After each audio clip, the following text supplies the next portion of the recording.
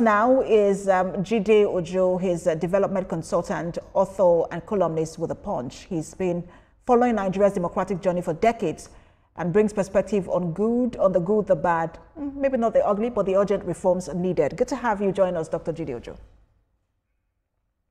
It's my pleasure. Good afternoon. All right, so I'm sure you followed the by-election. It's small in scale, but just the aftermath of it is still ringing loud. A lot of political parties are now crying foul, saying, look, they were robbed in their constituencies. I just want to get your thought first on the conduct of the election by INEC. Thank you. Incidentally, this is what I weighed in my column in The Punch this last Wednesday. And I tried to do some analysis. See, I really don't have pity for politicians for the simple reason that unless and until they behave themselves, we will never go beyond what is currently being experienced during the political contest in Nigeria. The political class have always learned to deploy what is called Machiavellian principle of the end justifying the means. And that's why you see at every electoral contest, they just want to do what we call in local parlance, tartan. They want to tartan finally, they just want to deploy whatsoever it will guarantee them their success or victory. And it is unhelpful. I'm not saying that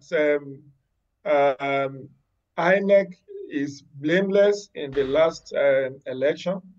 But what blame do I want to apportion beyond the fact that a couple of his officials were alleged to have been caught in the act in Iperuremo, Ikene local government. I know you possibly have seen the video where two INEC officials, a male and a female, allegedly were caught collecting money meant for voter inducement, and a couple of politicians also. The footage is on the internet. We've also seen in Kaduna State where 25.9 million naira was allegedly seized from one political agent, meant for vote buying as well.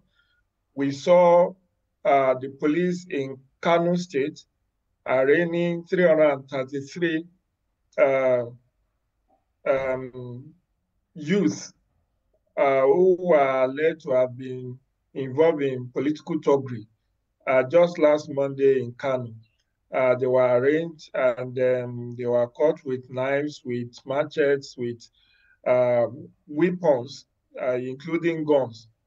And so if you look at all the dynamics that played out, you will see that it follows the usual trend.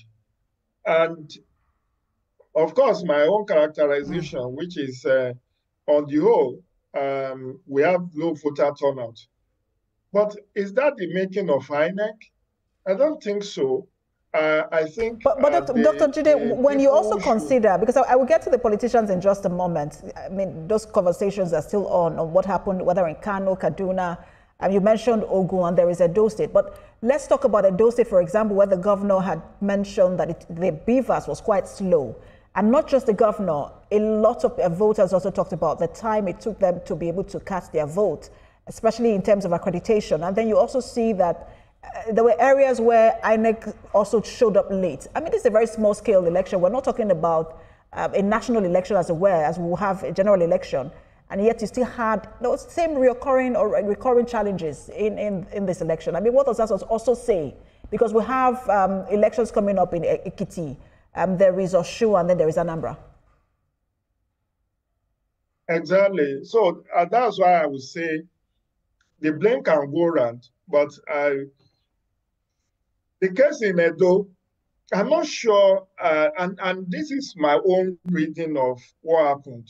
The governor complained that the beavers was slow. And nobody has contradicted that it wasn't slow. But it's actually peculiar to Edo because in other places we didn't hear issue of beavers malfunctioning or being slow. But I will put that to issue around storage and the longevity of when these beavers were procured. If you have a laptop or even a mobile phone, over the years, by the time it's in the third, fourth, fifth year, it will start to uh, be very slow because of whatever has been put on it.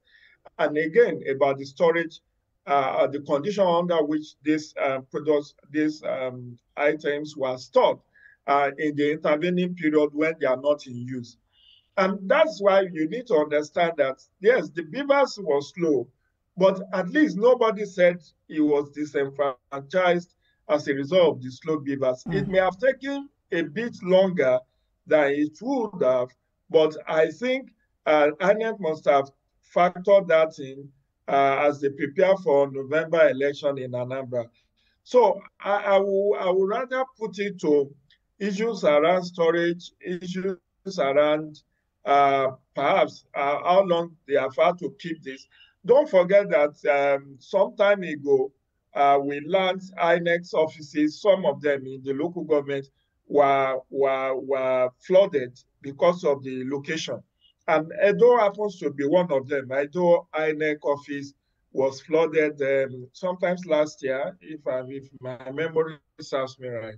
So the point is, these beavers may have been stored in a very poor condition as to warrant they are performing suboptimally. But the bottom line is that I think INEC must have learned that lesson. But in terms of late commencement, I don't know how widespread that is. I wasn't on the field, but I do monitor the election on the conventional and social media. And I'm not too sure whether that was a very across the 12 states where this election took place. But I've also told INEC, even at their headquarters here, when we do have civil society meeting with the commission, that a lot needs to be done in terms of how we can curb the issues around the low voter turnout. And that's issue I also dwelt on in my column last Wednesday. For instance, people keep saying, oh, there's low voter turnout, 20%, 25, 30%. It will have to be so. It will have to be so because we have not done what other countries do to show up their voter turnout. Let me recount some of the things we need to do. First, I'm in full support of having all elections in one day. So it will help people to come out. If there is a governorship election, presidential election, national assembly, state assembly election, they are all just 5 elections. Just provide additional ballot boxes, and then you have all the elections simultaneously. So, Dr. Jide, my apologies that I have to butt in because we have a very limited time, and I want to try and get in as much questions as I can. And I wanted to talk about the situation in Kano State where, the arrests that were made were over 100. And it looks as though it was overwhelming for the security agents. Is that an indication of the flashpoints that we might likely have in 2027, and that perhaps the security agents also will be overwhelmed in 2027 if nothing is done in terms of preparation ahead?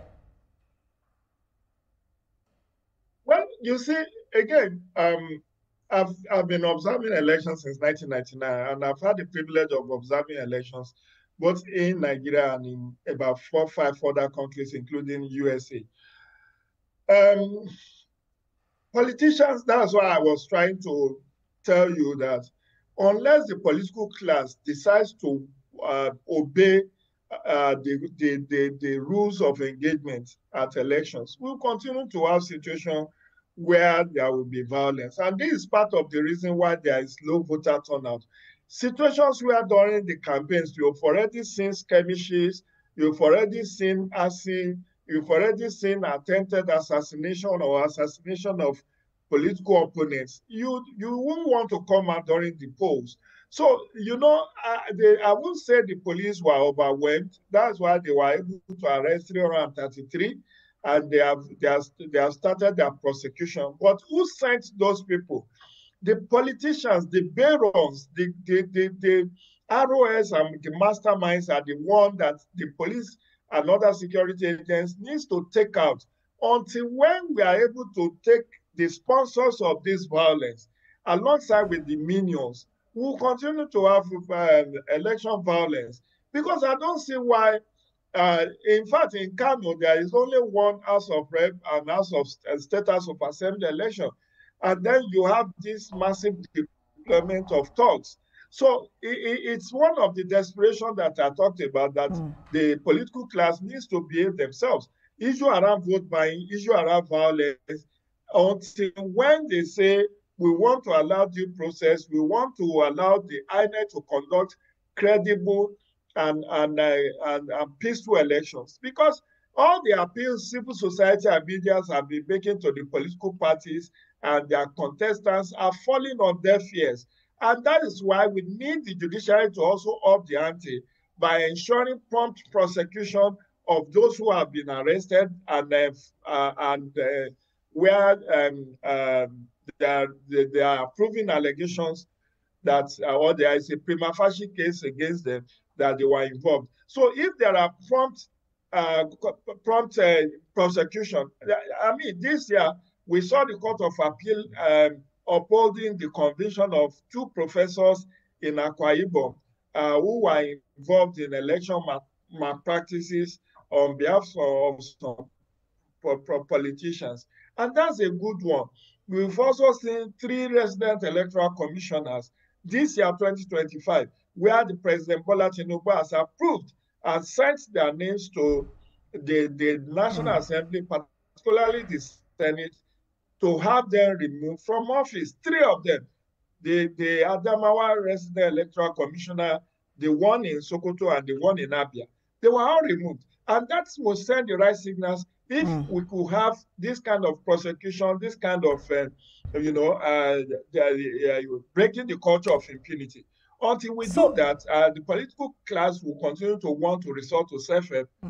But let's talk about the political parties themselves. First of all, I use the word overwhelmed in a sense, not in a sense that they lack the capacity to do their job, but in the sense that I'm not sure that scale of violence or so in Kano, if they projected that they would have that kind of scale of violence. But let's talk about the political parties. APC seems to have taken, most of the wins, and then we saw ABGA, also coming up, and then other political parties 1 seat each. What does this mean for 2027? ADC seems the new coalition. Many thought that perhaps we'll be able to pull their weight in some of these by-elections, but nothing happened for them. And I'm wondering, is it that it's too early? What does this mean for 2027? Well, for me, my own reading of what happened last Saturday and vis-a-vis what will likely happen in 2027 is that the opposition is still not putting up sufficient. They are not pulling their weight enough. Imagine, yes, PDP was able to win the Ibadan North federal constituency last week, but that's about it. Almost in all the other states, I didn't see PDP win. In fact, in the 2 PDP states, Taraba and Adamawa, the APC was able to win the state constituency elections that were up there in Taraba and Adamawa. Then in Kano, the 2 positions that were thrown vacant, APC won one and NNPP won the other. In September, in Anambra, as you rightly pointed out, there were 2 seats up, 1 senatorial and 1 state house of assembly, and ABGA won the 2. What that indicates to me is that ABGA is on ground, and Professor Chukwuma Soludo, all things being equal, may actually be able to win his re-election in November, because at least for him to have been able to deliver the 2 seats that were for by-election in that state and won it for ABGA, it shows that it's on ground. So the opposite is about whether they were new. They are not new. ADC has been in existence since 2005. This is their 20th year of being in existence. And the coalition, the David Mark-led coalition that joined them, did that about 3 months ago. So if they were truly on ground, as they claim they were on ground, they should have been able to pool resources to ensure at least they won in some of those elections. But what I saw with Bolaji Abdullahi press statement was that they didn't contest in all the constituencies, and that the blame issue of violence and vote buying. But they all do it. They all do it, whether it's opposition or the government of the day. Dr. Jide, apologies again. I want to quickly, because with violence. Let's talk about Anambra. I have just about a minute left, and I want to quickly talk about Anambra. Many thought that was going to be one of the battlegrounds, especially for Labour Party.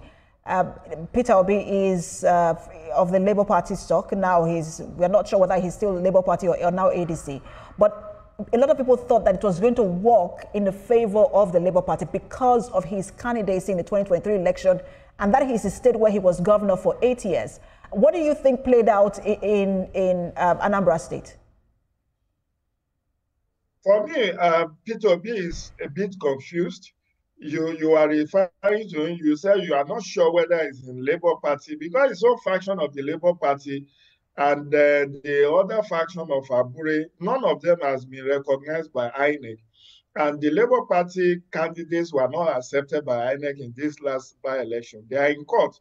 And on the eve of that election, I saw where Peter Obi said people should vote for ADC since Labour Party does not have candidates. So a number of people perhaps have not been, ADC has not been on ground in Anambra. And since he has not even officially declared for ADC, because it's just plain safe game, he's trying to be clever. He has not officially joined ADC, and he has not renounced his membership of Labour Party, but he's still weighing his chances. And so the number of people felt Abga is on ground, Abga we know, Abga we will vote for. And that's actually what happened. Peter Obi needs to be more decisive.